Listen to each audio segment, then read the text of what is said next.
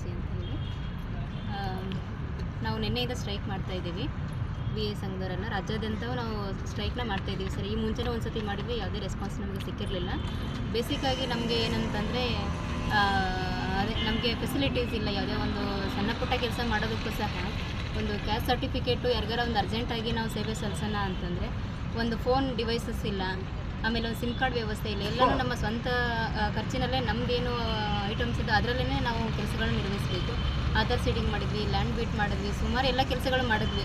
ನಮಗೆ ಫೀಲ್ಡಲ್ಲಿ ನಾವು ಲೇಡೀಸ್ ಹೋಗಬೇಕು ಅಂತಂದರೆ ಯಾವುದೇ ನಮಗೆ ಸೇಫ್ಟಿ ಅಂತ ಇಲ್ಲ.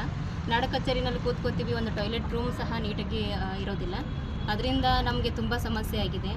ಆಮೇಲೆ ನಮಗೆ ಯಾವುದೇ 4 ವರ್ಷದಿಂದ ಯಾವುದೇ ಪ್ರಮೋಷನ್ಸ್ ಇಲ್ಲ ಸರ್. ಕೋರ್ಟಲ್ಲಿ ಕೇಸ್ ನಡೀತಾ ಇದೆ, ಹಾಗಾಗಿ ಪ್ರಮೋಷನ್ ಸಹ ಸಿಕ್ಕಿಲ್ಲ. ಮತ್ತು ಅಂತರ್ಜಿಲ್ಲೆ ವರ್ಗಾವಣೆ ಬೇಕು ಸರ್. ಲಾಸ್ಟ್ ಟೈಮ್ ನಾವು ಸ್ಟ್ರೈಕ್ ಮಾಡಿರೋದ್ರಿಂದ ಪತಿ ಪತ್ನಿ ಒಂದು ಕನ್ಸಿಡರ್ ಮಾಡಿ ಕೊಟ್ಟಿದ್ದಾರೆ. ಅದನ್ನು ಹೊರತಾಗಿ ಅಂತರ್ಜಿಲ್ಲೆ ವರ್ಗಾವಣೆ ಅಂತಹ ಆ ಫೆಸಿಲಿಟಿನೂ ಸಹ 2019ನಲ್ಲಿ ಸ್ಟಾಪ್ ಆಗಿರೋದು, ಇಲ್ಲಿವರೆಗೂ ಮತ್ತೆ ಪುನಃ ಸ್ಟಾರ್ಟ್ ಆಗಿಲ್ಲ.